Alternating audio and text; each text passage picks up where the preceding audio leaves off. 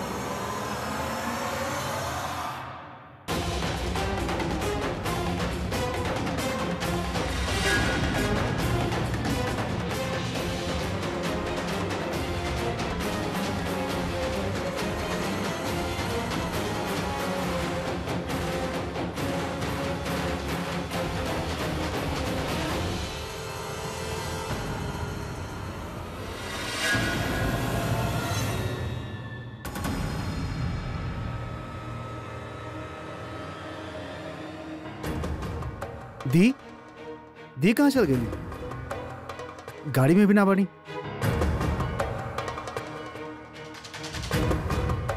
दी बहुत टेंस रही, उनके हमके अकेले ना छोड़े के चाहत रहे। कहीं ऐसा ना कि बाहर गए होके मेन रोड तक ऑटो खातिर हम जाके देखा था नहीं। दी के वजह से जाए के ना चाहत रहे।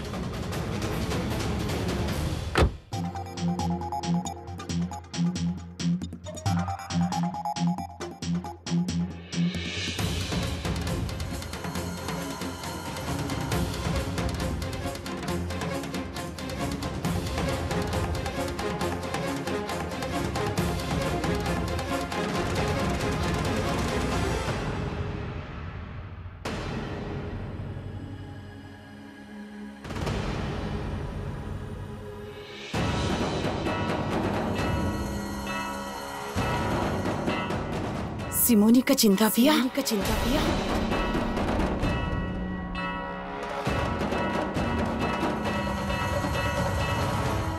हम जानत रहनी तो जिंदा बाड़ू सिमोनिका। हम जानत रहनी सब तार प्लान बा इनके फंसावे खातिर। तहर असली चेहरा हम सबके सामने लाके रहा। जा आज सलाखन के पीछे ई खड़ा बानी, वहाँ तो के पहुंचाई हम वो पूरा जिंदगी खातिर।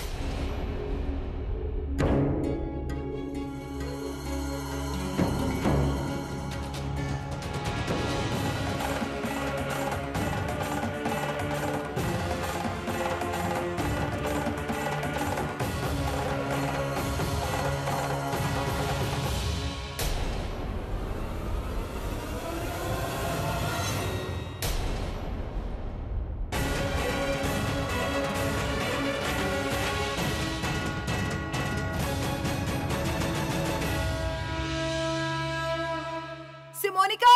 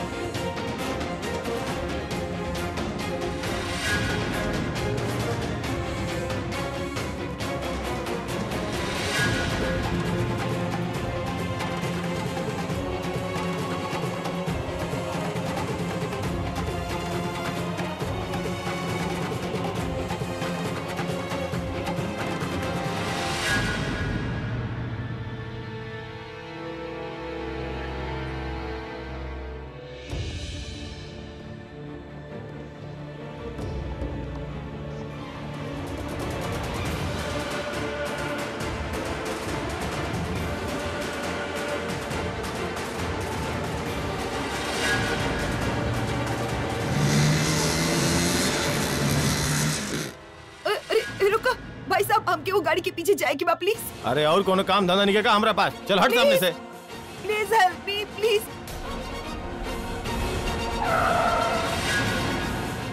धी पूरब पूरब दी। चल गई। दी कहाँ जा रहल बानी आप? पूरब चल गई। के चल गई? रहल यहाँ पे पूरब हम देखनी हमार शक सही निकलल। वो फसेले भी इनकी। दी आप का बोल रहल बानी? पूरब हम खुद ही देखनी हो कि गाड़ी में बैठल रहे लेकिन वो हमके ना देखलस। पूरब हमने के ओकरे पीछे जाए के चाहिए। चला केकरा पीछे जाए के चाहिए हमने के? पूरब सिमोनिका। सुमोनिका? हाँ पूरब सिमोनिका जिंदा बिया। हम देखनी हो कि चश्मा पहले रहे वो पता ना काहे लेकिन वो हमके ना देखलस। हमने क्यों कर पीछा करे के चाहिए। पूरब चल गए उस तरफ। दी सुमोनिका मर चुकल बिया। हम दोनों अपन आँख से ओकर लाश देख ले बानी, ओकर डिटेल्स मैच के ले बानी। आप मान लिए बात के? कैसे मान ली पूरब? हमारा आँख धोखा ना खा सकेली। सिमोनिका की पहचाने में तो बिल्कुल भी ना। वो मरे से सिर्फ नाटक कर रहल बिया पूरब। हम की बचे ना दी। दी आप संभालिए अपना आप के। ना पूरब हम कहले रहनी ना तुझे वो नाटक कर रहल बिया। हमको नहीं अब वो गिरफ्तार होगी और इनकी हमने बचा ले। ये घर वापस आ जाइए पूरब। अच्छा ठीक बात। पहले आप चलिए, गाड़ी में बैठी। चलिए।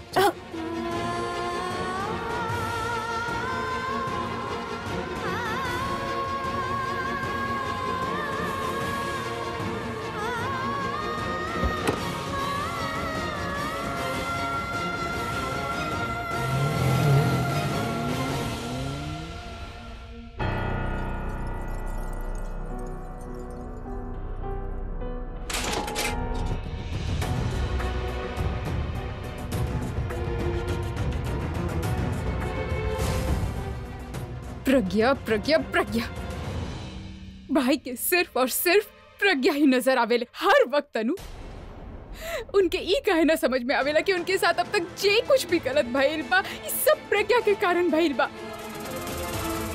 तनु उनकर बहन उनसे मिले जाले तो वो पीछे हो जाले, हमसे बात ना करे चाहेले, हमसे मिले ना चाहेले, लेकिन प्रज्ञा के बारे में हर वक्त बात करेले। चाहे गिटार में बॉम्ब होके या बर्थडे गिफ्ट लगैले से मोनिका होके, लेकिन भाई सब कुछ प्रज्ञा की वजह से ना। लेकिन ना उनके काहे नजर आवेला कि हम उनके कितना प्यार करें, नहीं हम उनके साथ कुछ भी गलत हो ना देख सके नहीं।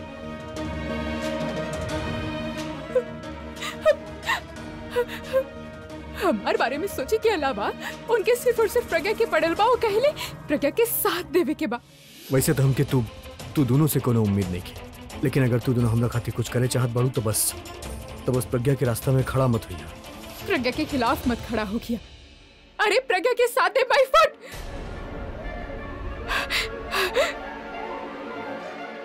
आई रियली डोंट नो तनु की हमार भाई के प्रज्ञा के पीछे कब छूटी।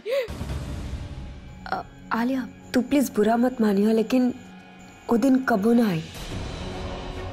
आई मीन सी हम तो ये बात के मान ले बानी और अच्छा हो कि तू भी ये बात की जल्दी एक्सेप्ट कर। ओके लुक तनु, तू ई घर में एगो रेफ्यूजी के तरह रह रहल बाड़ू। हम ना ई घर ई मेहरा मेंशन हमार बा। हम ई घर में रहनी और हम कौनो भी हालत में उ प्रज्ञा के ई सब कर मालिक ना बने दे। अपन भाई के लाइफ से हम ओके बाहर निकाल के रहब, काहे कि उ एकलौता रीजन बा जेकरा वजह से हमार भाई हर वक्त सफर करेला। आलिया तोके का लगेला, गुस्सा हमके भी आवेला, लेकिन यू नो व्हाट, अब हम गुस्सा करब छोड़ देले बानी। तू भी रिलैक्स हो जा। तेरा ला कोल्ड ड्रिंक्स मंगवाई? Forget it. अजीब है यार, हम तो सिर्फ कोल्ड ड्रिंक पूछ ले रहने, फिर भी इतना गर्मी। एनीवे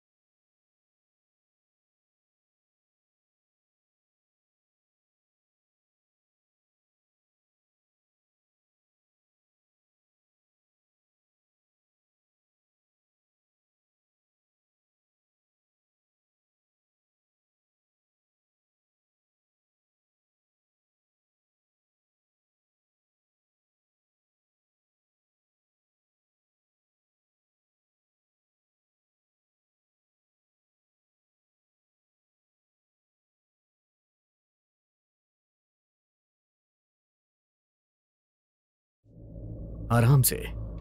का बोला तारू तू? हमने आपकी बाहर निकल वाले हमकी बता भी हम कल रहने की एक रात की बात, लेकिन वक्त लग गई, लेकिन अब सब कुछ ठीक हो जाए। ऐसा ना हुई प्रज्ञा। हम कैसे मोनिका के मर्डर खातिर वो जिंदा भी है, वो जिंदा भी है।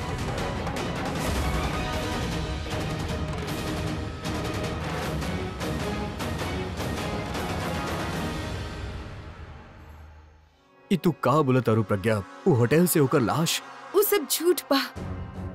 वो जिंदा भी हम खुदे होके देखनी है। आप पे कोनो केस ना बनेला, सारा केस ओकरा पे बनेला।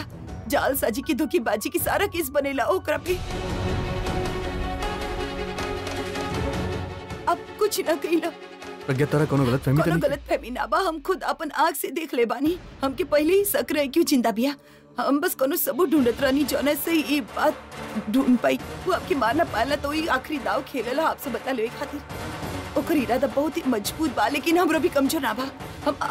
हम पूरब की बोली हम दोनों ओकर लाश भी देखे गल रानी, लेकिन वो लाश देखले के बाद भी हमके तसल्ली ना भइल। फिर हमने फिंगरप्रिंट्स भी चेक कराई नी, लेकिन उस सिमोनिका बहुत ही चालाक भी। हमने के कोनो सबूत ना मिलल। वो जब कोनो रास्ता ना छोड़लस ना, तब भगवान को सिमोनिका के हमरा के सामने लाके खड़ा कर देले और हम ओकर पीछा भी कई नहीं। हम पकड़ ली थी, लेकिन वो भाग गई।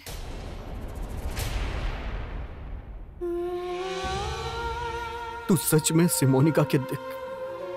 हाँ, हम भागत क्योंकि देखनी पूरब अगर 2 मिनट पहले वहाँ पहुँच जाता, हमने पकड़ ली थी ओके।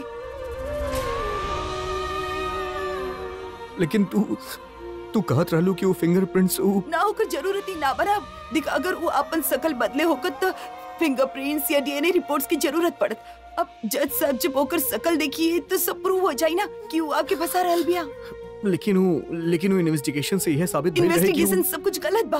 सब वही देख रहल बाड़े जो वो दिखावे चाहतिया आपके होकर अपन मर्डर केस में फंसावे खातिर, लेकिन ऐसा ना होगी। अब हम देख ले बानी ना होके। अब ओके छिपे खातिर पूरा दुनिया कम पड़ी। हम ढूंढ ले बोके।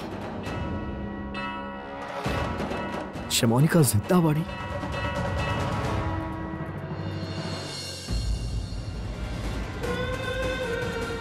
पहले जब आपसे कहले रहनी कि हम सब कुछ ठीक कर दी, तब हम खुद से ज्यादा अपन प्यार पे भरोसा कैले रहनी।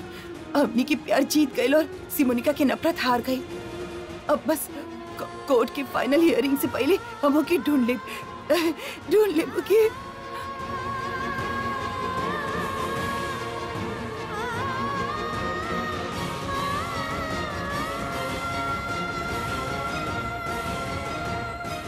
चला टाइम हो गई। आप चिंता मत करिए, हम सब ठीक कर दे। सिमोनिका के ढूंढ ले पूरा बियो को ट्रेस कर बा। और लहर के फोन बा हमरा ला, हम उसे बात करके बतानी। 2 मिनट बस प्लीज। ए पूरब तू बस प्रज्ञा के साथ रहिए। ओकर ख्याल रखिए पूरब। ओकर जौन भी मदद चाहिए तो ओकर मदद करिए। ओकरा अकेले मत छोड़िए। तू सुना तारे ना हम का कहता नहीं पूरब? कोना चीज में मदद करी? वो अपन शक यकीन में बदल चाहता नहीं, और तू हमके उनका भरम यकीन में बदले के कहा ताड़ा। अभी हमके ऐसा कहे के तना चाहे, लेकिन हमके ऐसा लगा था कि दी सदमा में जा चुकल बाड़ी, और उनका दिमाग उनके हुए दिखा रहा बा जो देखल चाहता नहीं। ये सब तू का बोला तारे? हाँ यार, अभी दी के भरम हो रहा बा कि वो जिंदा भी है। तोरे साथ जौन भइल बर्दाश्त ना कर पौली, कोनो सबूत ना ढूंढ पौली। बस हर बार एक के बात कहत रहली कि तोके बाहर निकाले बा सुमन जिंदा भी है। वो बस तोरा के बाहर देखल चाहतड़ी, लेकिन इस सब में सच और झूठ में फर्क ना कर पा रहा बाड़ी। और आज जब हम सुमनका की डेड बॉडी देखनी, ओकर रिपोर्ट्स देखनी, तब तो शौक रहनी। फिर वहां केहू के देख के वो सुमनका बोले लगली। हम भी वही रहनी यार, केहू ना रहल वहां। और अगर सुमनका जिंदा भी है तो ओकर लाश वहां का कर रहल बा? हमने सुमनका के डेड बॉडी देखले बानी, ओकर फिंगरप्रिंट्स मैच कैले बानी। ओकरा बाद इट्स कांट बी ट्रू यार।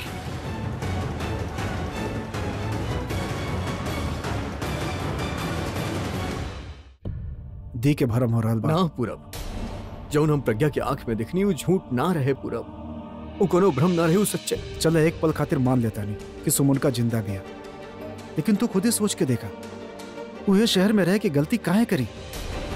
इतना बड़ा प्लान बने लसू और ओके पूरा होके से पहले दी के सामने आवे के बेवकूफी काहे करी?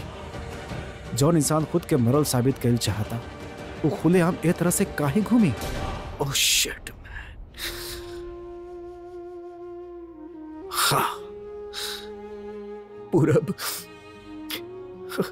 पूरब एक पल खातिर हमके भी यकीन ना होत रहे कि ये सब प्रज्ञा के खुशी देख के हम भी सच समझे लगले रहनी कि ये सब हमरा वजह से होत बा पूरब। ओकर ओकर प्यार बा हमरा खातिर, वो हमके यहाँ से बाहर निकाले चाहता, यही वजह से वो सब। ए पूरब, हम ओकरा अपन फैमिली के ख्याल रखे खातिर कहले रहनी, हमनी सबके ख्याल रखे खातिर कहले रहनी, लेकिन अब तोहरा ओकर ख्याल रखे की पड़ी पूरब। ओकरा एक पल खातिर भी अकेले मत छोड़िया। हम बाहर आई ना आई डजंट मैटर, लेकिन तू ओकरा अकेले न छोड़बे, ओकर ख्याल रखबे पूरब। यू प्रॉमिस मी कि तू ओकर ख्याल रखबे, तू ओकर साथ देबे पूरब। ए पूरब, तू बोलत काहे नहीं कि तू चुप काहे बड़? तू दी के चिंता मत करा, हम बानी ओकरा साथ। अब ऐसे मत बोला कि तू बाहर ना आ पईबा, हम पूरा कोशिश कर रहल बानी, बेस्ट लॉयर हायर के लिए बानी, कोनो न कोनो तरह से तोके बाहर निकाल लिहन। और जब तक हम बानी तोके अंदर ना रहे दे। प्लीज प्लीज प्रज्ञा की ख्याल रखिए। तू दी के चिंता मत करा, हम बानी, तू बस अपन ख्याल रखा। कुछ ना होके की चाहिए ओकरा के। चला टाइम खत्म हो गई, अपन ख्याल रखिए, वापस आके मिलब।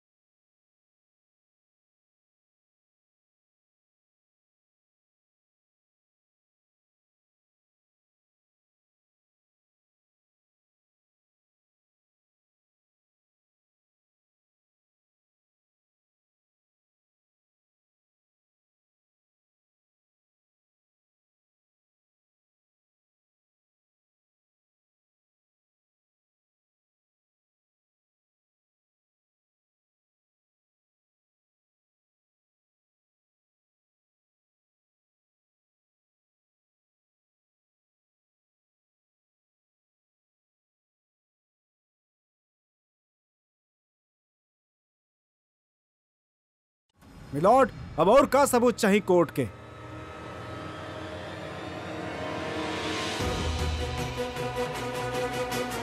सुमोनिका यही रूम में रहे। अब आप लोग बताएं कि मिस्टर मेहरा ए रूम के काहे खोल रहल बानी? वो मास्टर की चुरा के। जब कोनो बड़ा आदमी चोरी करे तो ओकरा पीछे कोनो बड़ा वजह हो खेला। मिलॉर्ड, बड़ा वजह ई रहे कि मिस्टर मेहरा के सर पर खून सवार रहे, और ई खून तबे उतरल जब ई सुमोनिका के खून कर देहलन। खून। मिताली, प्रज्ञा के फोन लगावा बेटा। दादी, फोन ना लग रहा बा। मिलॉर्ड, ये केस पहले से ही शीशा के तरह साफ रहे। सीसीटीवी फुटेज गवाह जो नहीं साबित करेलन कि मिस्टर मेहरा सुमोनिका के खून कैले बाड़ा।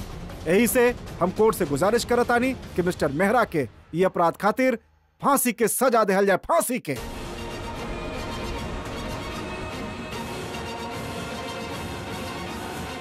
अरे झूठ बोल रहल बाई, सरासर झूठ बोल रहल बा। हमारा भी ऐसा करिए ना सकत। अरे वो रॉक स्टार बा। Order order. आप हमार बात के यकीन करा, हमके पता बा। चला चला चला, हम तो के घर लेके जाए। आप के सजा ना दे सकत बानी। पीछे चले। दादी आप चुप हो जाइए। आप दादी चलिए, दादी, आप चलिए, चुप हो चलिए, जाइए। आप बोल जाइए। मिस्टर मेहरा, आपकी तबीयत मिस्टर खराब हो मेहरा, जाएगी, आप चुप हो जाइए प्लीज। मिस्टर मेहरा,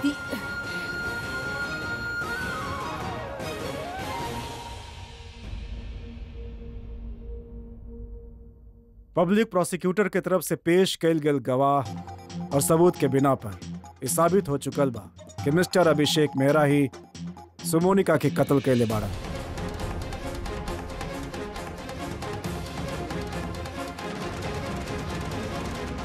लिहाजा ये अदालत इनके दोषी मान के जज साहब सिमोनिका जिंदा बिया।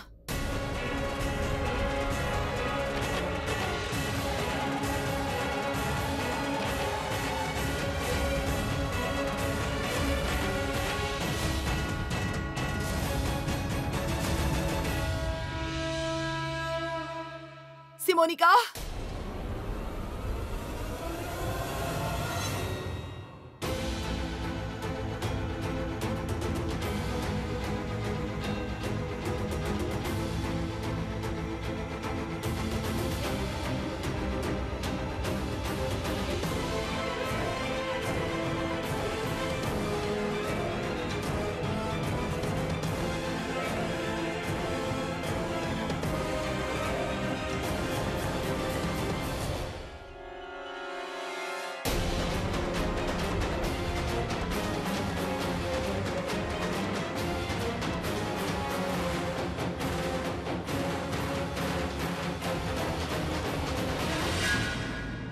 वाकई से मोनिका बाड़ो, अगर आप जिंदा बानी तो उ दिन होटल में खून केकर भइल रहे और हमने अभी यहाँ सीसीटीवी फुटेज में भी देखनी का आपके मिस्टर अभिषेक से अफेयर रहे का उस सचमुच में आपके मारे की कोशिश कैले रहे। मैम बताई ना मैम, मैम बताए है बानी। ऑर्डर ऑर्डर, आपके जे कुछ कहे के बाद विटनेस बॉक्स में आके कहीं।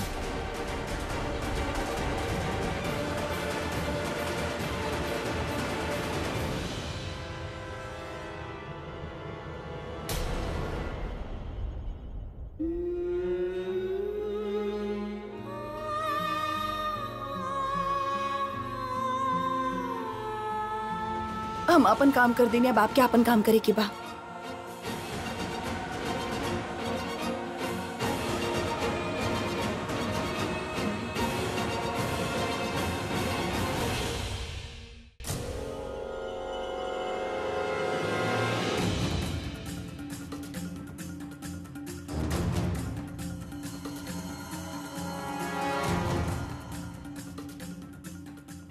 हम जे कुछ कहब सच कहब, सच के सिवा और कुछ न कहब।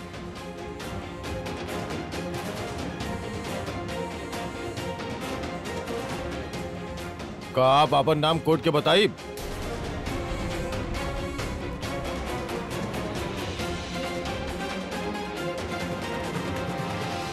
हमार नाम सिमोनिका बा, सिमोनिका राणा। मिलॉर्ड, ऐसन पहला बार हो रहल बा कि जेकर मर्डर हो रहल बा वो यहाँ कटघरा में खड़ा बा। अगर यहाँ खड़ा बिया तो हमार क्लाइंट पे कोनो केस नहीं बना। हमके नहीं लगत कि हमके अपन बात साबित करे खातिर कोनो गवाह या सबूत के जरूरत बा, काहे कि प्रत्यक्ष के प्रमाण की आवश्यकता ना होखेला। मिस्टर सुरेश झा, आपके कुछ कहे के बा? यस मिलॉर्ड, हमके बहुत कुछ पूछे के बा।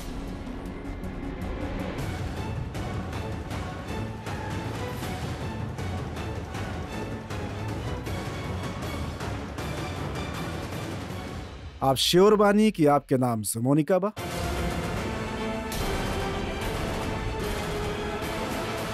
वैसे का आप श्योर बानी कि आपके नाम एडवोकेट सुरेश झा बा? सवाल हम के लिए बानी आपसे। वैसे हमके ना पता रहल कि कोर्ट में इतना समझदार वकील आके ई तरह के सवाल करी हैं। आई एम श्योर जे नाम से आपके बचपन से बुलावल जाला उहे नाम से अभी बुलावत होगी हैं। तो हमके बचपन से सिमोनिका के नाम से ही बुलावल जाला, काहे कि हमार नाम सिमोनिका बा। अच्छा बा आप वकील ना बानी, वरना हमके अपन पेशा बदले के पड़ जाए। एनीवे, आप अदालत के ई बताएं कि एग्जैक्टली ओ दिन भइल का रहे। हमार रिक्शा अचानक अभिषेक मेहरा के कार से टकरा गई। वो हमके देखले और वो वक्त बहुत गुस्सा में रहले। गाड़ी से बाहर निकल वाला रहे हमसे बहस करे खातिर। हम उनके देख के बहुत डरा गईनी और हम फटाक से जाके अपन रिक्शा में बैठ गईनी। ओकरे बाद अब हम वहाँ से निकल गईनी। देखनी उनकर गाड़ी हमके फॉलो कर रहल बा। हम बहुत डर गइल रहनी, यही से हम रिक्शा वाला के बोलनी जल्दी चलावा जल्दी चलावा। वो बहुत तेजी से चलावे लागल। देखलस कि अभिषेक मेहरा की कार बहुत फास्ट फॉलो कर रहल बा। अचानक से हम होटल में घुस गईनी। वहाँ जाके हम लिफ्ट से फटाफट ऊपर गए नी 3rd फ्लोर पे, जहाँ हमारा रूम रहे, और हम रूम के दरवाजा लॉक कर लेनी। पता ना कैसे वो दरवाजा खोल के अंदर आ गए। जैसे ही वो अंदर आइले अचानक से बेहोश हो गए। उनके बेहोश होते ही हम खिड़की से बाहर चल गए। कैसे? खिड़की के बाहर एगो सीढ़ी रखल रही। हम फटाफट सीढ़ी से नीचे उतर गए। लेकिन जज साहब, खिड़की के पास तो कोनो सीढ़ी ही ना रहे।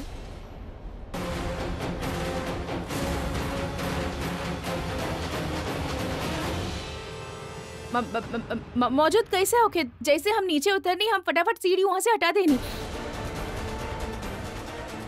काहे कि हमके लागल कि जब अभिषेक मेहरा के होश आवे तो उनके पता ना लगे के चाहिए कि हम बाहर कैसे निकलल बानी। मिलॉर्ड, विंडो के पास सीढ़ी पहले से ही मौजूद रहे। इतना बड़ा इत्तेफाक इनके साथ ही होके के रहे। जोनी कहानी सुना रहल बानी, केहू इनके तोता के तरह रटैले बा। हमके नहीं के पता ही कहानी के लिख ले बा, लेकिन जे भी लिख ले बा वो एगो गलती कर दे ले बा। मिलॉर्ड, आज अदालत में सब गवाह मौजूद बाड़न, जेकर गवाही से ई साबित हो चुकल बा कि मिस्टर मेहरा ही सुमोनिका के खून के ले बाड़न।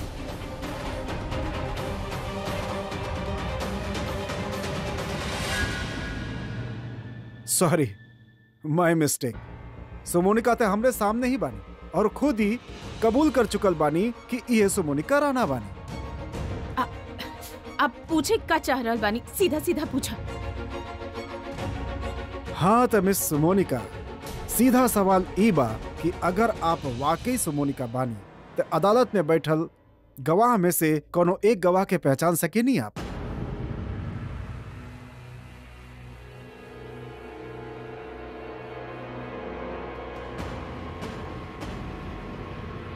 का भाई, जे आपके कहानी रटौले बा वो आपसे इना बतौलस कि वकील आपसे ए तरह के सवाल भी कर सकेला। बोली, शांत कहाँ बानी? अब वो ऑटो ड्राइवर।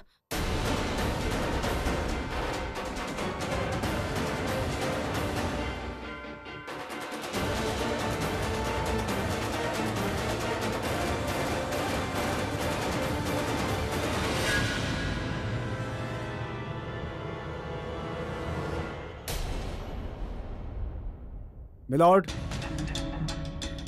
ये गवाह हमारे लिस्ट में ना रहे। ऐसे आगे के प्रोसीडिंग खातिर हमरा के थोड़ा वक्त चाहिए। आप प्लीज अगला डेट दे दी। मिलॉर्ड, ये कोनो गवाह नहीं खीन, ये वो इंसान बाड़ीन जेके लाश बना के एगो झूठा केस बनावल गए। आई थिंक ये केस सॉल्व हो चुकल बा। यही से हमारा आपसे अपील बा कि आप अपन फैसला सुना के हमार क्लाइंट के रिहा कर दी। लेकिन मिलॉर्ड, इसे ही कह रहल बानी, सुमोनिका जिंदा बिया। मिस्टर मेहरा पर झूठा केस बनावल गइल बा। वो बिल्कुल बेकसूर बाड़न।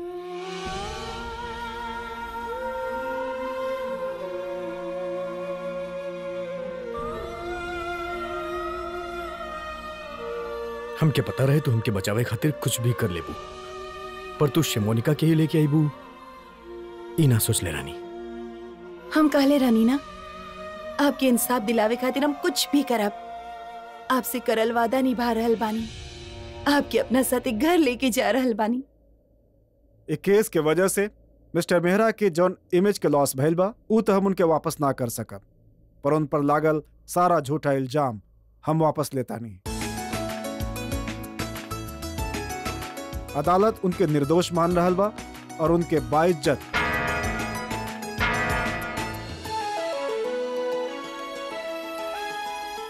अदालत अपन फैसला लंच के बाद सुनाई। द कोर्ट इज एडजर्न्ड।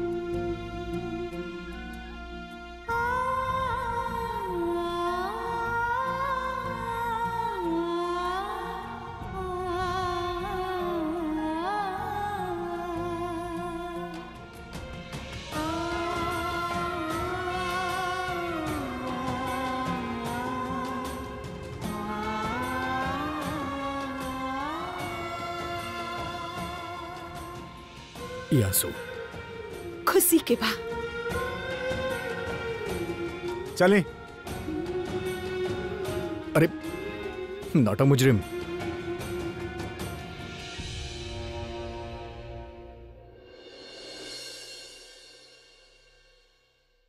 अजय बेटा तू जाके ना मिठाई लेके आवा। अभी के बाहर निकलते ही ना पहले हम ओकर मुंह मीठा कराई और फिर सब कर मुंह मीठा कराई। अरे माँ जी हमार ते मन कर रहल बा, हम पूरा मिठाई के दुकान ले आई और पूरा मोहल्ला के बंटवा दी। हमार भाई तू रोवत काहे बाड़े? अब तो छूटे वाला बानी हम। का चाहता रे हम अंदर चल जाई?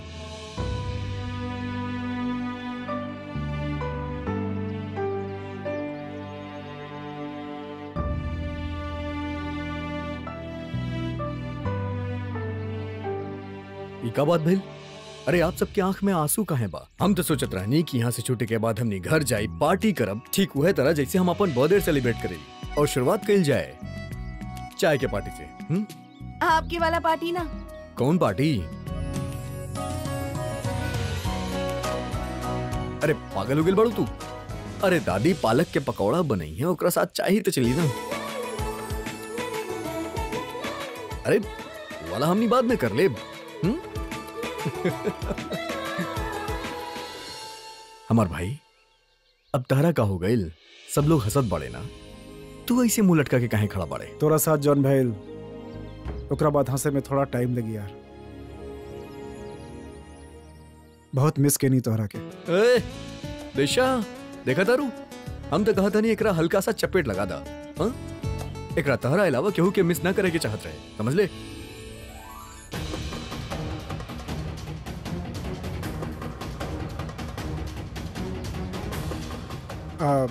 हम अभी आवता नहीं।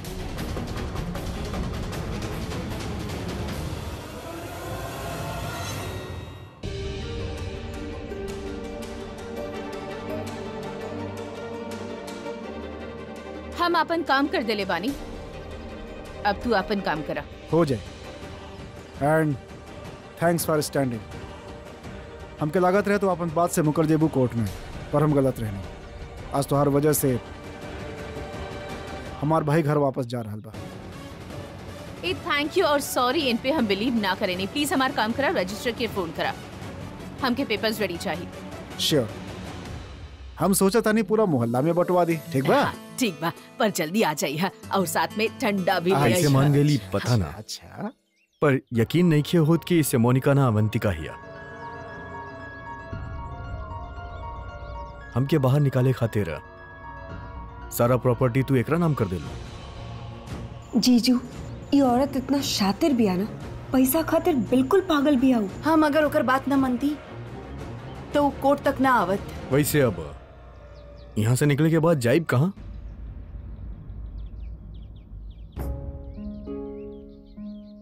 घर चल गए तक का भाई, परिवार तो ना छूटे के चाहिए।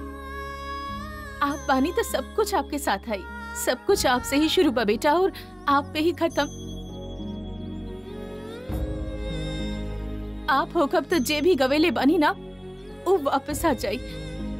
हम जानत बानी की प्रज्ञा की कितना मुश्किल भइल है, लेकिन आपसे बढ़ के तो कुछ भी ना है। सब कुछ वापस आ सकेला, लेकिन आपके बिना कुछ भी ना, परिवार और रिश्ता के बिना कुछ भी ना। सब ठीक हो जाए।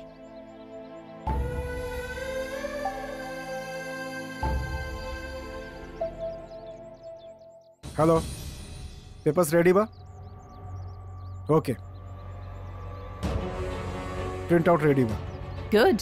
एक्सक्यूज मी, जब तक सुनवाई ना हो जाए यहीं रह के होगी। बस थोड़ा देर के बाद और बा। ओके, हम अपन हस्बैंड के बोल देता नहीं, ऊंचा के पेपर्स ले आई हैं। चला चला भाई, जज के फैसला सुनने के बाद अभी के घर लेके जाए के बा। अरे शाम के पार्टी के अरेंज भी तो करे के बा। हाँ चली चली। अरे दिशा कहाँ भइल? कहा भइल बेटा, तू ठीक तो बाड़ू ना? हम ठीक बानी। दिशा रिशा चली हियरिंग की टाइम हो रहा बा। हाँ चला चला चला। ई ले आपके paper. Thank you so much. हाँ बोला। पेपर्स मिलल? हाँ, वी हैव द पेपर्स, हमारे हाथ में बा।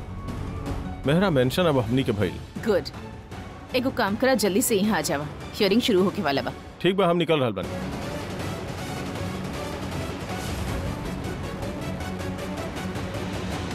कार्रवाई शुरू कल जाए। मी लॉर्ड, हमार क्लाइंट मिस्टर अभिषेक मेहरा और उनकर पूरा फैमिली इस झूठा केस में ऑलरेडी बहुत सफर कर चुकल बा। हमारा आपसे रिक्वेस्ट बा कि आप अदालत के वक्त ना लेके हमार क्लाइंट मिस्टर मेहरा के रिहा कर दी। कहे से कि पूरा केस झूठ पर आधारित बा। इसे अदालत मिस्टर मेहरा पर लागल सारा इल्जाम खारिज कर रहल बा। अदालत उनके निर्दोष मान रहल बा और उनके बाइज्जत मिलोड।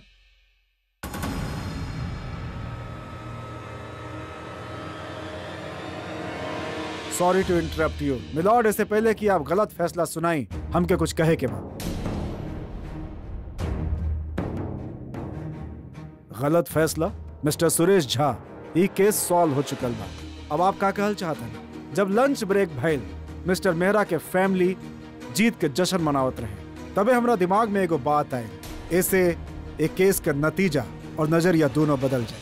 आई मीन एगो ट्विस्ट बाकी बा।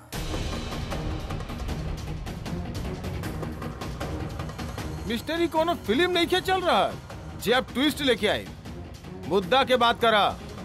हम मुद्दा पर आवत हैं। मिस्टर नूर,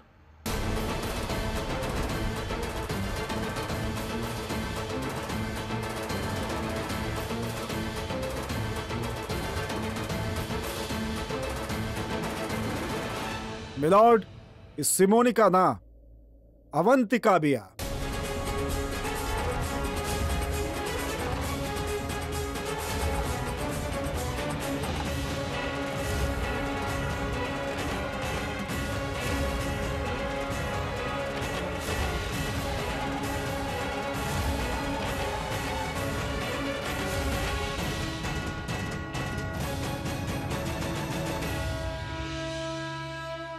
ई ड्राइविंग लाइसेंस आपके ही बाना?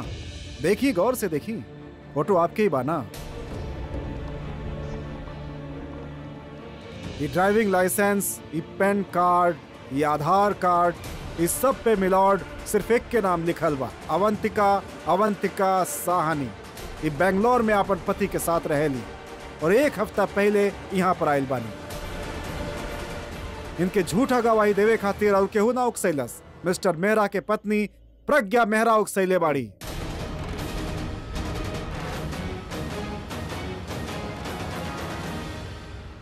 जैसन हस्बैंड वैसे ही वाइफ, दोनों एक जैसन बाड़ा, तो सजा भी दोनों के एक जैसन मिले के चाहिए। एक खून के लिए बा ओकर सजा मिले के चाहिए और एक झूठा गवाही दिले ले बिया ओकर सजा मिले के चाहिए। कोर्ट के गुमराह के लिए बिया ओकर सजा मिले के चाहिए। ये सब झूठ बा, हम ऐसा कुछ न केले बानी, वो ऐसा कर ही ना सकेली। वाह, 1 हफ्ता पहले आपके वाइफ कहत रहली और आज आप कह रहल बानी कि आपके वाइफ कुछ ना कहली। मिसेज मेहरा, अगर आपके हस्बैंड अपन गुस्सा पर कंट्रोल कैले होखतन तो आज वो लड़की जिंदा होखती। और आप अपन सच्चाई कोर्ट में बताई। के बानी आप? सच सच बताई अदालत के। का नाम बा आपके? बोली। अरे चुप कहे बानी? Objection milord. Objection overruled. बताई के बानी आप? सच्चाई बताई। कहे कि आप एगो मुजरिम के साथ दे रहल बानी। अगर मुजरिम के साथ देबू तो आप भी फंस जाइबू। आपके केहू ना बचा पाई। ऐसे आप सच सच बताई। के बानी आप? कहाँ से आयल बानी? का करे आयल बानी यहाँ? बताई, नाम बताई आपके, बताई। अवंतिका।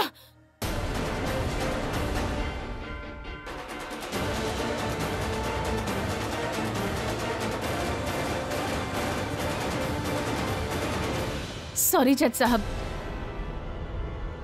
सर, हम एगो बिजनेस वुमन बानी। हमार बिजनेस बहुत बुरा फेज से जात रहल। हमके अपन बिजनेस सवारे खातिर, अपन फैमिली के चलावे खातिर पैसा की जरूरत रहे। ऐसे में मिसेस मेहरा हमार सामने एगो डील रखनी। जज साहब वो कहनी कि अगर हम कोर्ट में सुमोनिका बन के आ गई तो उनकर पति रिहा हो जाइए और वो ओकरा बदला में हमके अपन घर, ऑफिस दोनों चीज दे दी है। हम कन्विंस हो गए नहीं जज साहब। आई एम रियली सॉरी, हम झूठ बोलनी। लेकिन जज साहब, मिसेस मेहरा हमके फोर्स कहीं नहीं। हम बेगुनाह बानी जज साहब, हम बेगुनाह बानी।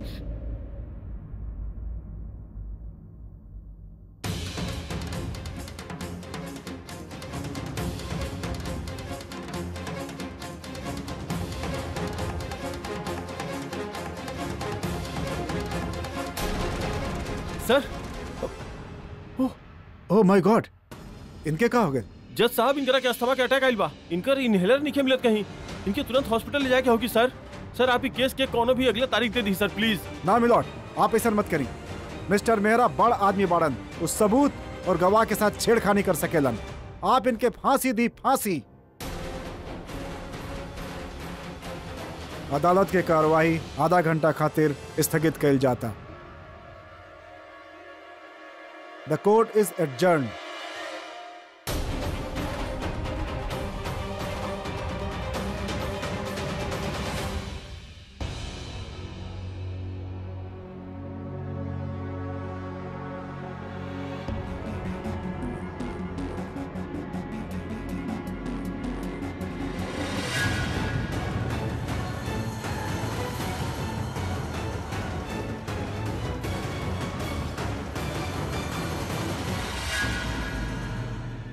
कंग्रेचुलेशंस केस जीते खातिर। आपके भी बधाई एंड थैंक यू जे कल रात आप सारा इंफॉर्मेशन और जरूरी डॉक्यूमेंट्स हमरा के दे देने, और जब लास्ट मोमेंट पर आके आप इशारा कैनी, आई मीन एक बार हमके लागल कि एक केस हम हार जाए। हमरा रहते आप केस ना हार सकेले। हमार बहुत इम्पोर्टेंट काम अटकल रही, बस उही के वेट होते रहे। नाउ एवरीथिंग इज अंडर कंट्रोल। हम सिर्फ इतना चाहेनी कि वो अभी के फांसी और सिर्फ फांसी के सजा होके। आप समझ ली कि आपके काम हो गई बा। थैंक यू सर पेपर सब रेडी बा। एक्सक्यूज मी,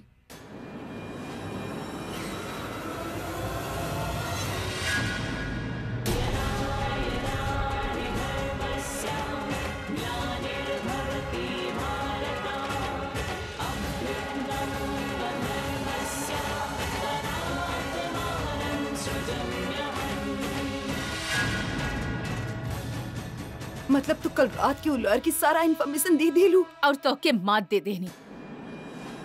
आई नो तो के गुस्सा बहुत आ रहल होगी, मन कर रहल होगी कि हमके उल्टा सीधा बात सुनावे, थप्पड़ मारे के, लेकिन अब कौनो फायदा ना बा। तू सब कुछ खो चुकल बाड़ू, तो हर फैमिली अपन घर खो चुकल बा, तू अपन आखिरी हो भी खो चुकल बाड़ू।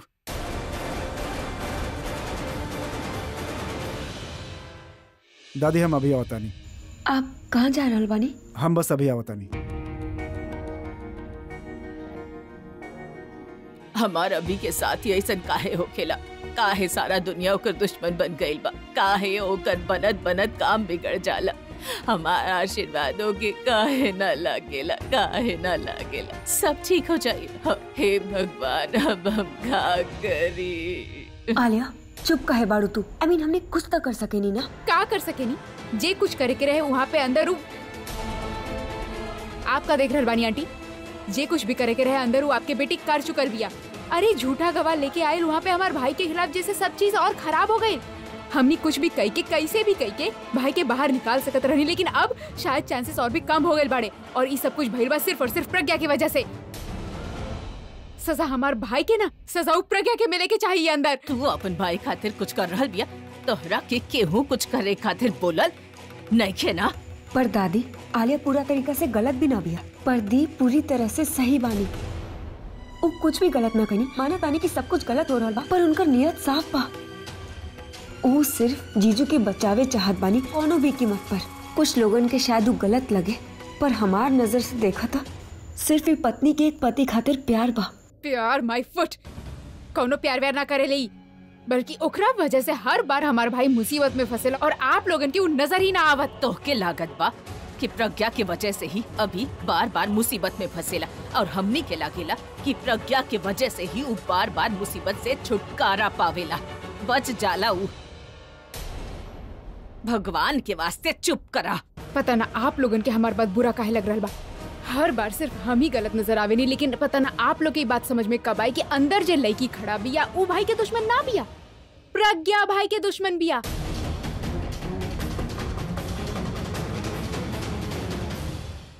मतलब हमारा अंदाजा सही रहे। तो हर अंदाजा सही रहे कि ना, लेकिन हमार निशाना बिल्कुल सही रहे। सीधा आपन जगह पे आके लागल बा। वैसे तारीफ तक तोहार भी करे के पड़ी। पति के प्यार में डिटेक्टिव बन गईलू।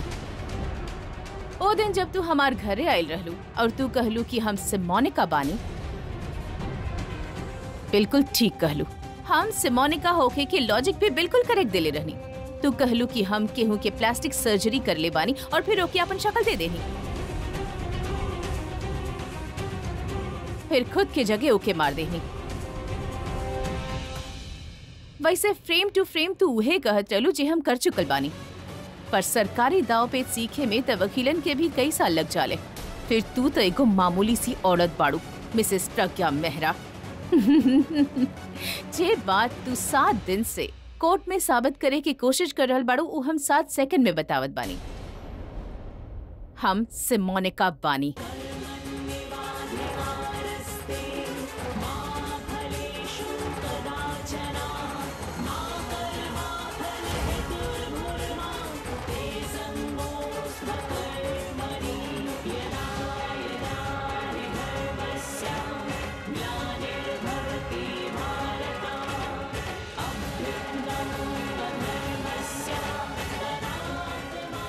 हम अच्छा तरह से जानत बानी कि तोहके ई बात के यकीन रहे, लेकिन हमार मुंह से सुन के बहुत अच्छा लग रहल होखी ना। हमार कहानी के सूत्रधार से लेके किरदार तक हर रोल हमने भले बानी, लेकिन एमे एगो इम्पोर्टेंट रोल तोहार भी रहे। तू बिल्कुल सही रहलू, वहाँ मॉर्चरी में लाश हमार ना रहे। अब तू ई सोच रहल होगू कि जे लाश के तू वहाँ देख लू वो केकर लाश रहे। वेल, तू अपन होमवर्क बहुत अच्छा से करत रहलू, लेकिन ओके टीचर हम रहनी। ओ लाश एगो अनाथ लड़की के रहे, जेकरे ना आगे केहू रहल ना पीछे केहू रहल। ओके पैसा के जरूरत रहे और हमके आपन कद काठी वाला लड़की के, तो बस हम पैसा दे के ओकर जरूरत पूरा कर देनी। लेकिन वो बेचारी के ई ना पता रहे कि पैसा के बदला में ओकर जान ले लेब।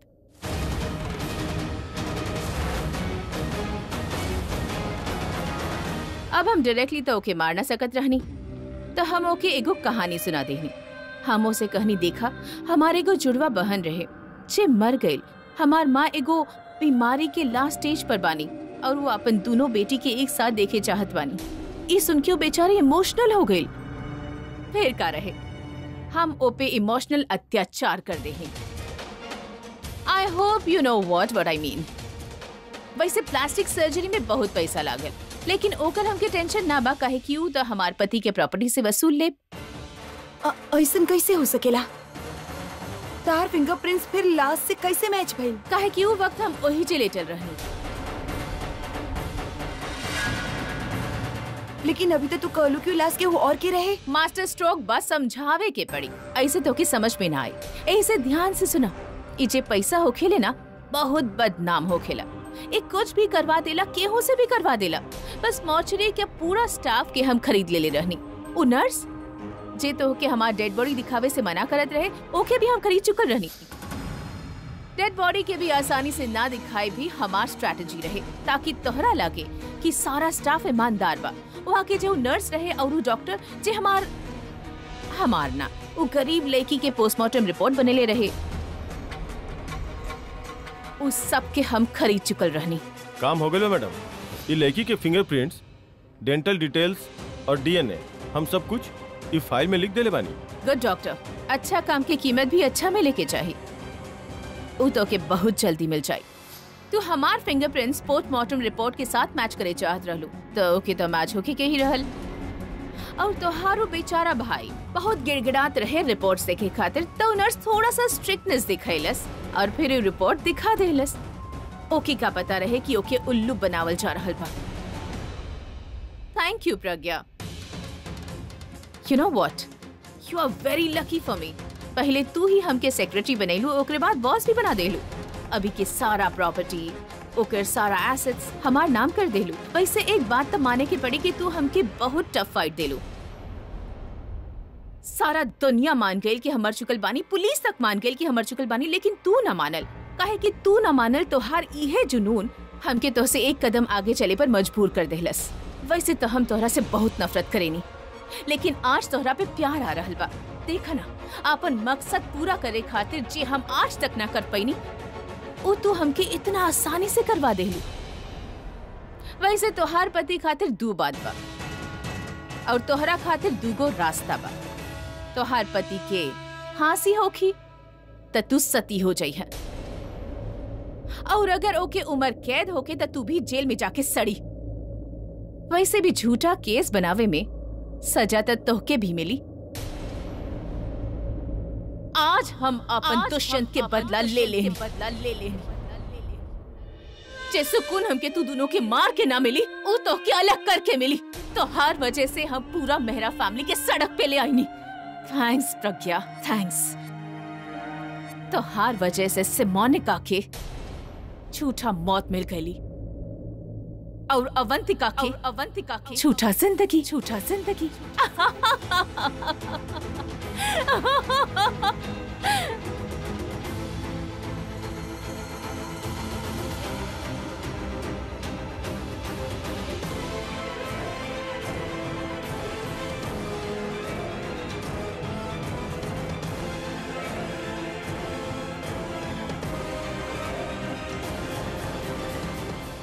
दी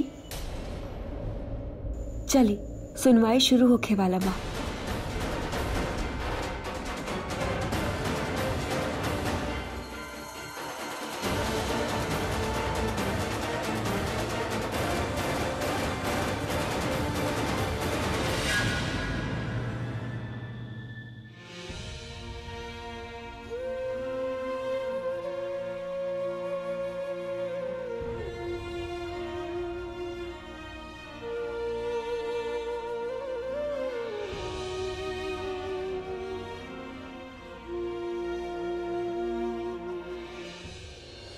मिस्टर वीरेंद्र पांडे, का अभी आप ठीक बानी?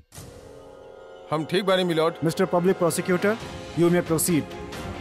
Thank you milord. Somonika murder case में जे दोषी बाड़न मिस्टर मेहरा ए वक्त कटघरा में बाड़न, और इनके साथ इनकर पत्नी भी दोषी बाड़ी। और ये साबित हो चुकल बा मिलॉर्ड कि जो मोहतरमा बैठल बाड़ी इस सोमोनिका ना बल्कि अवंतिका बा, और इनके झूठा गवाह बना के यहाँ पेश करे वाली मिसेस प्रज्ञा बानी, जे अपन पति के बचावल चाहत रहनी। लेकिन मिलॉर्ड, अब में कोनो शक नहीं खे कि मिस्टर मेहरा ही सोमोनिका के खून कैले बाड़ा।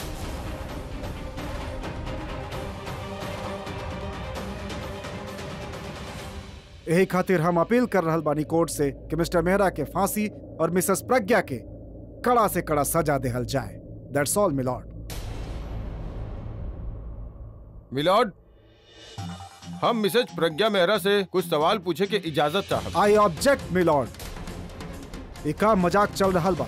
फैसला के ABCD खत्म होके वाला बा जज साहब, और हमार काबिल दोस्त A फॉर एप्पल बता रहल बाड़न। ई टाइम फैसला के बाद सवाल के ना बा, और मिसेस प्रज्ञा के एक केस से कोनो कनेक्शन ही नहीं थे। वो मौका वारदात पे रहली ही ना, तो उनकर वास्ता कैसे हो गई? लेकिन जकरा पे सोमोनिका के मारे के इल्जाम लागल बा, उसे वास्ता बा मिलॉर्ड।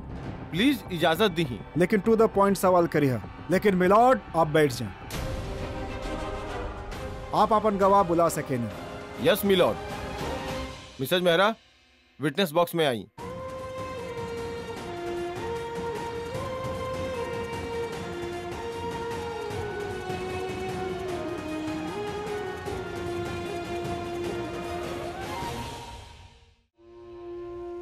हम जे कहब सच कहब, सच के सिवा कुछ ना कहब। हाँ तो मिसेज मेहरा, आप का कोर्ट के बतावल चाहब? जज साहब, हम सिमोनिका से कुछ सवाल करे चाहत बानी। I object milord. केहू प्लीज इनके बतावे कि विटनेस बॉक्स में सवाल पूछल ना बल्कि सवाल के जवाब देहल जाला। ठीक बा जज साहब, हम कोनो सवाल ना करब। हम कोर्ट के बतावे चाहत बानी कि हमारे पति जब सिमोनिका की पीछा करत रहले, वो सिर्फ ओके पुलिस के हवाले करे चाहत रहले। और अगर ये लड़की वाकई अवंतिका साहनी बिया, तो ये ऑटो वाले के कैसे पहचानलस? वो दिन वो ऑटो में सिमोनिका बैठल रहे, यही से वो ऑटो वाला की सिर्फ सिमोनिका के ही पहचाने के चाहत रहे। वो हमारे क्लाइंट के गेस रहे। आप प्लीज फालतू के सवाल से कोर्ट के टाइम बर्बाद मत करें। और आपके क्लाइंट के गेस्ट कोर्ट के टाइम बर्बाद ना कैलस। अब आप उनके जबरदस्ती कोर्ट में सिमोनिका बना के लायल रहनी तो खुद के सिमोनिका बतावे खातिर उनके कुछ तो बोले के रहे ना, और वो बोली और ओकर तुक्का फिट बैठ गई। हमके ऐसा काहे लग रहल बा कि अब प्रोसिक्यूशन लॉयर ना ओकर पर्सनल लॉयर बानी। कोर्ट में सच साबित करे की जगह आपकी इंटरेस्ट सिर्फ ओके बचावे में बा। मिलॉर्ड, सच का बा वो हम साबित कर चुकल बानी। सारा लीगल डॉक्यूमेंट्स कोर्ट के सामने बा जौनी बतावेलन कि मिसेस अवंतिका साहनी ही बानी, सिमोनिका ना बानी। वो खुद ही बयान देले बानी कि पैसा खातिर वो झूठा में सिमोनिका बन ली और झूठा गवाही खातिर केहू और ना मिसेस प्रज्ञा उनके मजबूर कैले रहली। जस अब हमके सिर्फ 10 मिनट चाहिए। 10 मिनट और हम साबित कर दे कि अवंतिका साहनी ना बल्कि सिमोनिका ही बिया।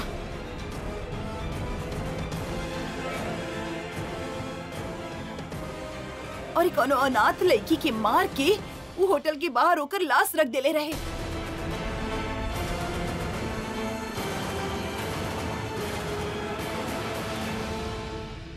झूठ बोल रहल बियाई। हम कवनो सिमोनिका ना बानी, हमके फंसावे की कोशिश कर रहल बिया। और एकरे पास कौनो सबूत ना बा। आप प्लीज बैठ जाएं। मिसेस मेहरा, आपके पास कोनो गवाह कोनो सबूत बा? बस थोड़ा ही देर और जज साहब, हमार भाई पूरब सबूत लेके आवत ही होगी। मिलॉर्ड, सिर्फ और सिर्फ वक्त बर्बाद कल जा रहल बा, बहाना ढूंढल जा रहल बा कि कोनो भी तरह से अगला डेट मिल जाए। कोनो सबूत ना बा इनके पास। सबूत बा?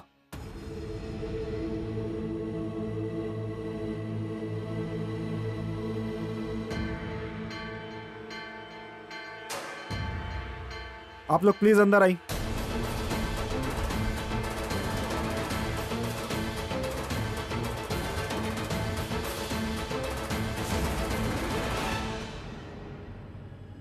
सर, ये फिंगरप्रिंट्स एक्सपर्ट मिस्टर नेगी बानी। जैसन कि मिस्टर प्रोसिक्यूशन लॉयर कहले कि 7 लोग होखेले दुनिया में हमनी के शकल के, लेकिन हमनी के ये 10 उंगली के फिंगरप्रिंट्स इनकर कोनो कॉपी ना होत। प्लीज जज साहब, हम चाहत कि आप मिस्टर नेगी से सिमोनिका के फिंगरप्रिंट्स मैच करके परमिशन दे। ये का हो रहल बा मिलॉर्ड? गड़ा मुर्दा उखाड़ल जा रहल बा। आप प्लीज इनकर मत सुनी। आप प्लीज अपन जजमेंट दी। मिस्टर सुरेश झा, आप अदालत के उनकर काम मत सिखाएं। आप प्लीज जाके बैठ जाएं। आपके फिंगरप्रिंट्स देवे में का प्रॉब्लम बा? ना सर, हमके कोनो प्रॉब्लम ना बा।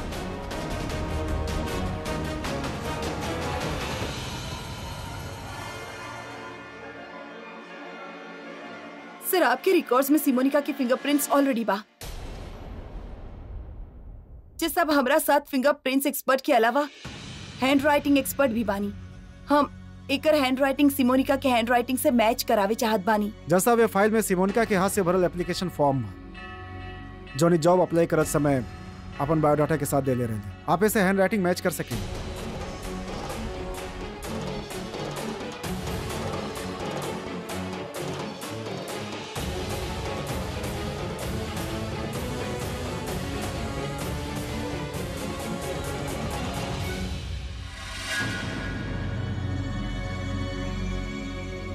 सर, हैंडराइटिंग 89% मैच हो रहल बा।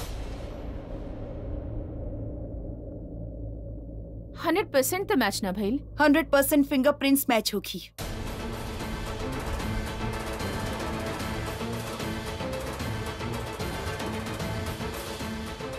आप अपन हाथ रखिए यहाँ पे। ठहर जा।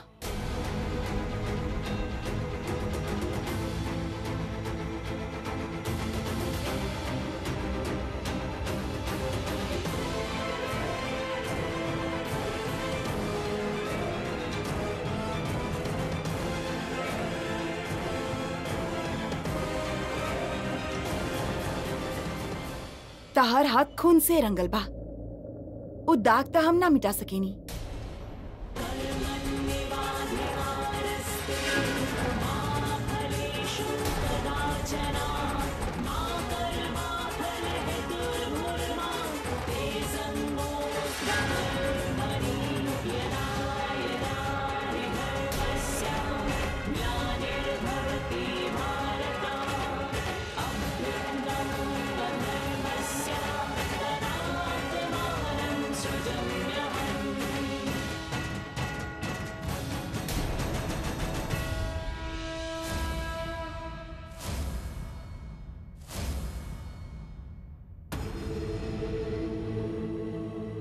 जज साहब, ई रहल अवंतिका की नकली फिंगरप्रिंट्स।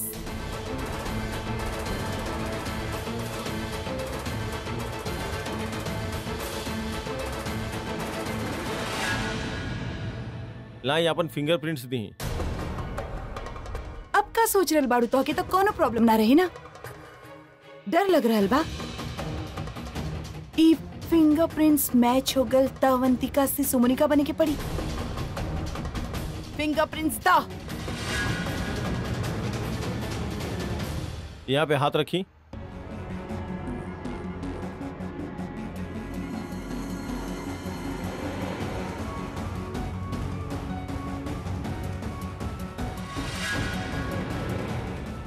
अब अपन दूसरा हाथ रखी।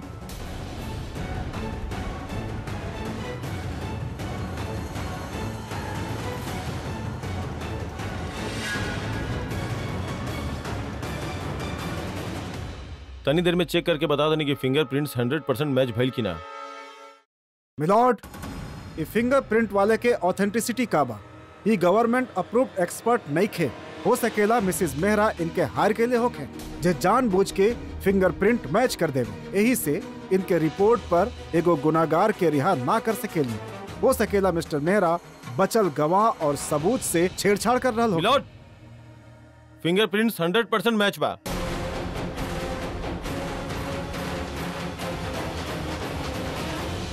देखने मिलॉर्ड, जैसन कहनी वैसने भाई। भाई तो बहुत कुछ बा, लेकिन आप पे गौर ना करे चाहत बानी। अगर ये अवंतिका के फिंगरप्रिंट्स सिमोनिका से मैच कर रहल बा, तो वो फिंगरप्रिंट्स के कर रहे जी पोस्टमार्टम रिपोर्ट में बा। मतलब केहू फिंगरप्रिंट्स के अदला बदली कइले बा।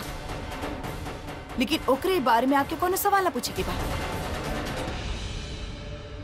हमरे पास एक और सबूत बा।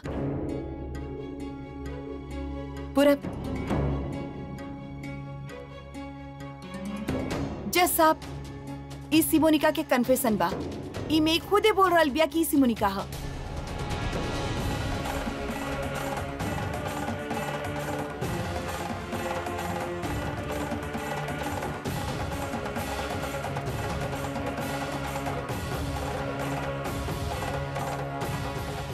एके टीवी से कनेक्ट करी।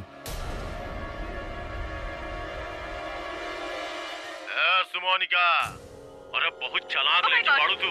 तोर हर मुश्किल में साथ देनी हम। अरे तोर हर पासा के हिस्सा बननी हम। और जब पुलिस हमरा पकड़ लस तो तू हमरे साइड कर देलू। अरे अपने आप भाग के आइल बनी हम, और तू छुड़ावे की कोशिश भी ना कइलू हमरा। पुलिस पीछे लगल भी हमरा, और तू यहाँ बाहर रह के ऐशो आराम की जिंदगी जी रहल बाड़ू। तोरा के तो छोड़ब ना। ना शांत हो जाओ और हमार बात ध्यान से सुना। फिलहाल हमके अवंतिका बनल रहेदा। हम सिर्फ वो अभिषेक प्रेम मेहरा के सलाखन के पीछे देखल चाहत बानी। हम चाहत बानी हमार सिर्फ एक बार बदला पूरा हो जावे। ओकरे बाद जहाँ तू होकबा, जौने हाल में होकबा, हम तोके वहाँ से बाहर निकाले। I promise. जज साहब, हम एकर सच्चाई सामने लावे खातिर हम पुलिस स्टेशन भी गईनी। इंस्पेक्टर वीर प्रताप सिंह से मिलनी। काहे कि हमके भी साबित करे के रहे कि ई सिमोनिका ह। एकर सारा नाटक खत्म करे के रहे हमके। इंस्पेक्टर साहब, प्लीज प्लीज हमार मदद करा।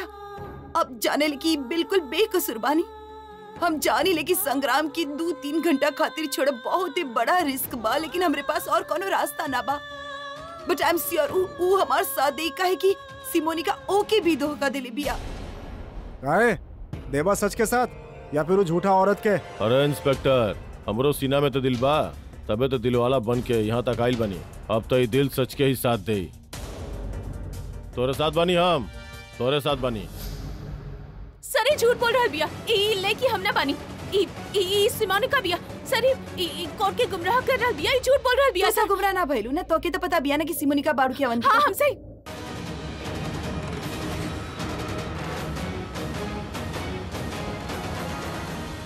हम अवंतिका बानी। रिलैक्स। अभी पता चल जाए कि तू सिमोनिका बाड़ू की अवंतिका। जज साहब, के सिमोनिका साबित करे खातिर ई हमारा आखिरी प्रूफ।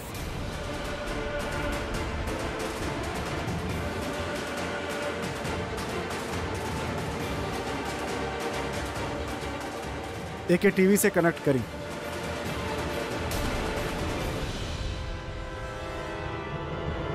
जी पिछला 7 दिन से तू प्रूफ करे की कोशिश कर रहल बाड़ू। ऊ हम तो के 7 सेकंड में बता देता नी। हम सिमोनिका बानी।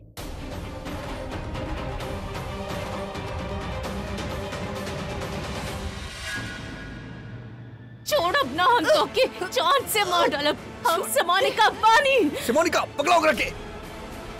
ऑर्डर ऑर्डर, एक अरेस्ट कर ला। हम अपन बदला लेके आइल बानी। छोड़ब ना तोहरा के। ऑलवेज टेल यू।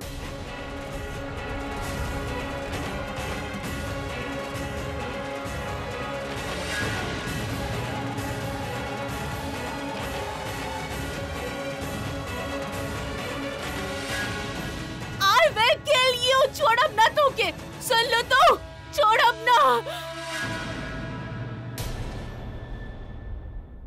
जौन सबूत मिसेस प्रज्ञा अदालत में पेश कैनी ओके देखला के बाद ये बात साबित हो जाला कि सिमोनिका जिंदा बिया और उहे जानबूझ के अपन झूठा मर्डर के केस में मिस्टर अभिषेक मेहरा के फंसेले रहले। अदालत मिस्टर अभिषेक मेहरा पर लगावल सब आरोप के खारिज करतिया और उनके बाइज्जत रिहा करे के हुक्म दे रहल बिया।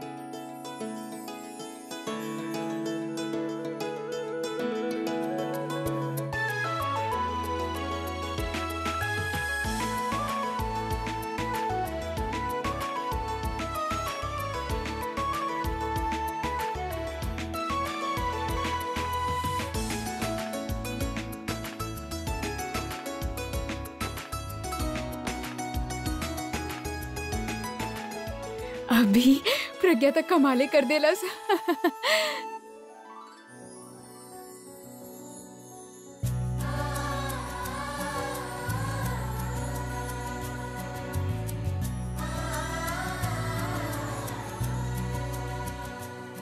हम कहले रहनी ना, हमार प्रज्ञा हमार अभी के जरूर छुड़ा के ले आई।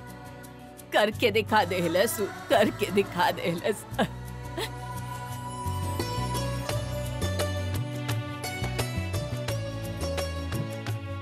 अरे मिठाई कहाँ बा? अरे पहले एक अच्छा से आशीर्वाद दे दा। मुंह तो हम सबका घरे जाके मीठा करवाइए दे।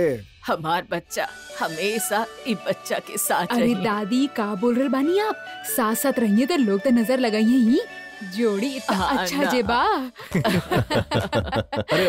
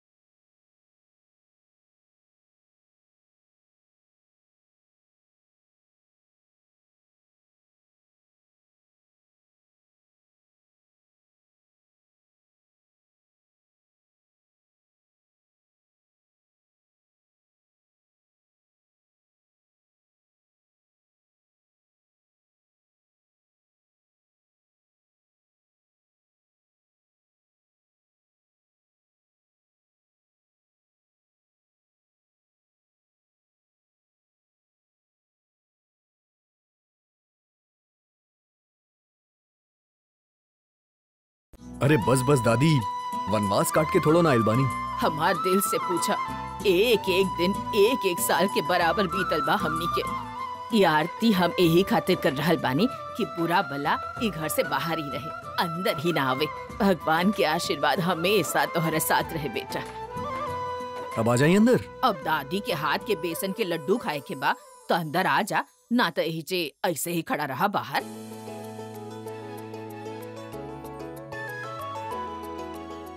अरे दादी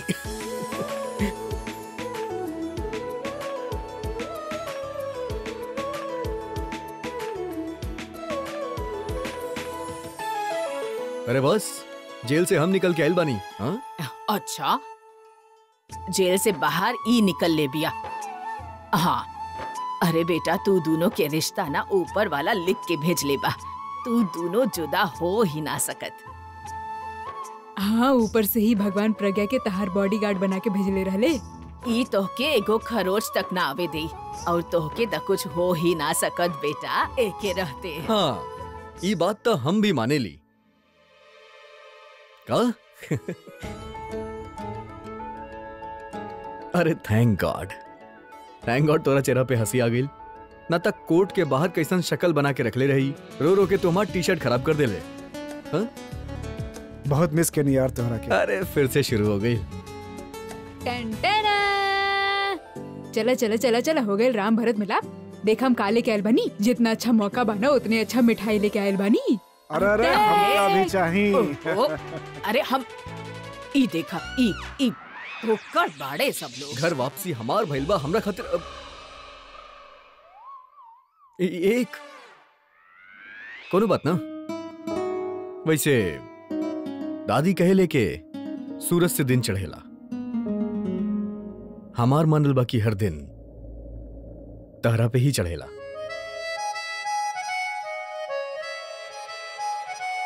ला, अरे खा ला, प्यार से खिलावा तानी।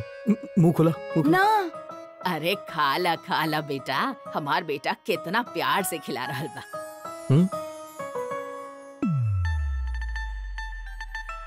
का औरत बाड़ी दादी, हमरा खातिर कुछ ना बचैली। मारत भी बाड़ी दादी, देखा।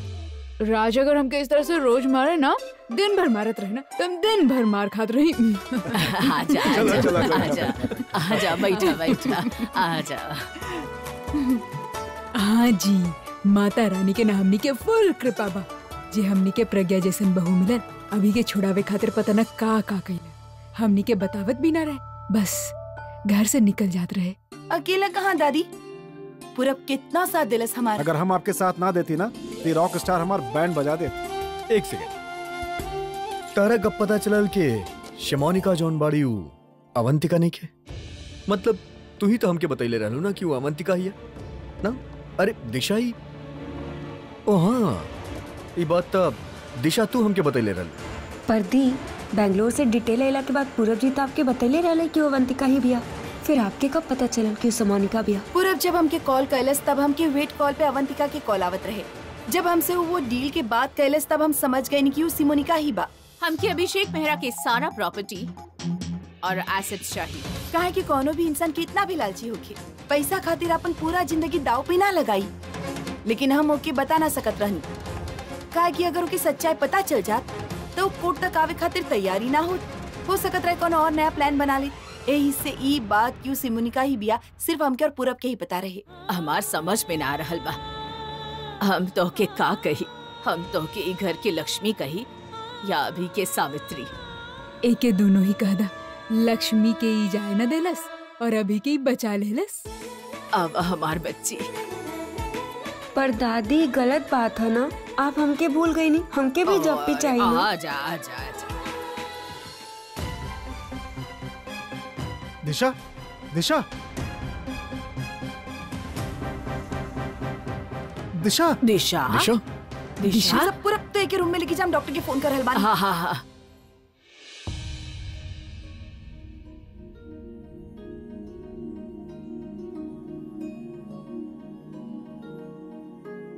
दीप का भेल? का भइल बेटा?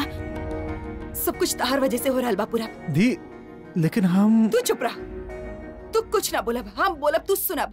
अब तो से सब कुछ बदले होगी। तहार बिहेवियर, तहार टाइम, तहार शेड्यूल सब कुछ दिशा के हिसाब से होके चाहिए। पर भइल का बा? हम उसे बात करल बानी ना। हम तरह से बात करत तानी, कुछ पूछा ऐसे तानी। पूछ ल।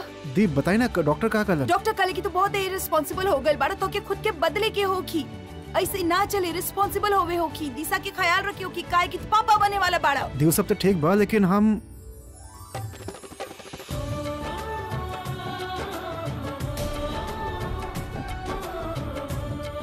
अरे तू ओकरा काहे बोला तारू? तू कुछ ना केले बा। आपकी समझ में ना आ रहल, दिशा माँ बने वाला बिया। तो हमनी के पता लगावे के पड़ी कि भइल कैसे। अब समझ ना रहल बानी ना, आप ताऊ बने वाला बानी। अरे वो खातिर ना जो पूरब करेला वो हमरा खातिर करेला ना, तो एकर कोनो गलती नहीं के, ई बेकसूर लेकिन हा। हम तो अरे अरे बेटा, जैसे हमनी के घर में बंटी और बबली दूगो बच्चा बानी ना, ऐसे ही हमनी के घर में एक और छोट से प्यारा सा बच्चा आवे वाला बहुत छोट सा, और जेकर पूरा पापा बनी और तू बनबा तो ओ जी, फिर तो हो जाई बल्ले बल्ले। अब तो पूरब दिशा ऊपर और बाकी सब थल्ले थल्ले। पर गलत बनाई। हाँ? और न तका अरे छोड़ बा हमरा से बाद में शादी भइल रहे कर। खुशी पहले कैसे मना ली?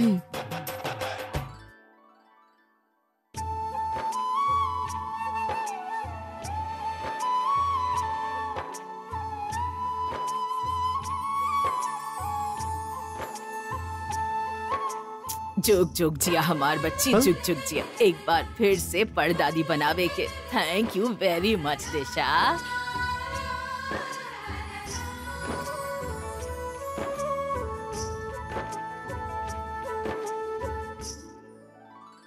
अरे तू, अरे शर्म करा, तोहसे छोट बाई। हाँ तब का चाहेली आप? हमार छोट का पोता हमके परदादी बनैले बा। अब दादी इतना बड़ा खुशी देले बा पूरब, ये बात पे हमनी के पार्टी तो मनावे के चाहिए ना। हाँ हाँ। अरे लेकिन दीप। हाँ दीप, पार्टी के का जरूरत बा? I mean, वैसे भी दी कहले ना 3 महीना तक ई बारे में बात भी न करे के चाहिए।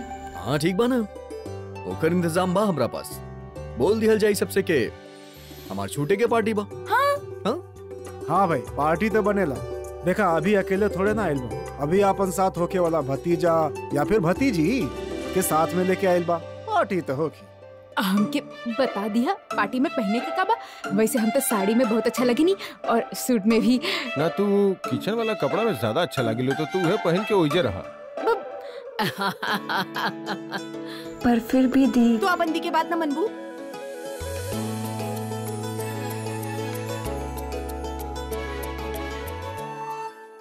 सी आलिया, तुझे फील कर रहा बाड़ू, हम ऑलरेडी फील कर चुके बानी। पूरब के दिशा के साथ खुश देख के तुम्हारी रोए ऑब्वियस बा, रिश्ता के टूट जाए। I can understand. You can not understand Tanu. और तू तका केहू भी ना समझ सकत कि ए वक्त हमरा पे का बीत रहल बा। पूरब केहू और से प्यार करेला और आज ऊ होकर बच्चा के माँ बनने वाला भी है। इतना प्यार कईनी पूरब के, लेकिन पूरब पहले बुलबुल से प्यार करत रहे, फिर दिशा से प्यार करे लगा, और आज ऊ होकर बच्चा के माँ बनने वाला भी है। तू समझ रहल बाड़ू कि एक बार अगर वो बच्चा उनके लाइफ में आ गई तो उनका प्यार और ना समझ सकेला कोई ना समझ सकेला कि ए वक्त हमरे ऊपर का बीत रहल बा, हमरे साथ का हो रहल बा।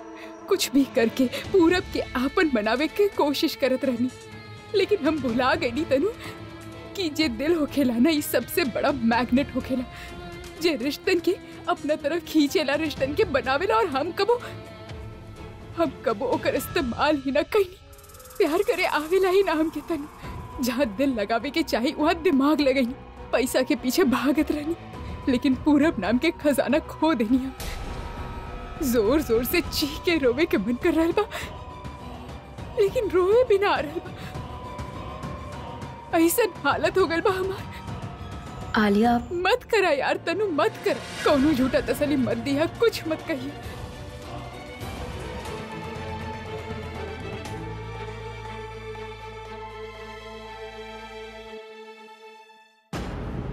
छोड़ो, हम कहनी छोड़ो, हमके मार डालब, सबके मार डालब। चलब। छोड़ो। अब तू यहाँ बैठा, थोड़ा टाइम बाद तो के दूसरा सेल में डाल दी हल जाई, और अपनी चिल्लम चिल्लीना बंद कर समझ लू। तू कौड़ी के तोर औकात ना कांस्टेबल के बानी हम। यहाँ पे तो क्रिमिनल्स ही आवेले, मंदिर तक बाने की यहाँ से भाग पाइबू। तू चुपचाप यहाँ पे बैठा और आवाज नीचे कर आपन। तो क्या मेहरा, छोड़ अपना हम तो के। अभिषेक मेहरा, जान से मार दे दोनों के, जान से मार दे।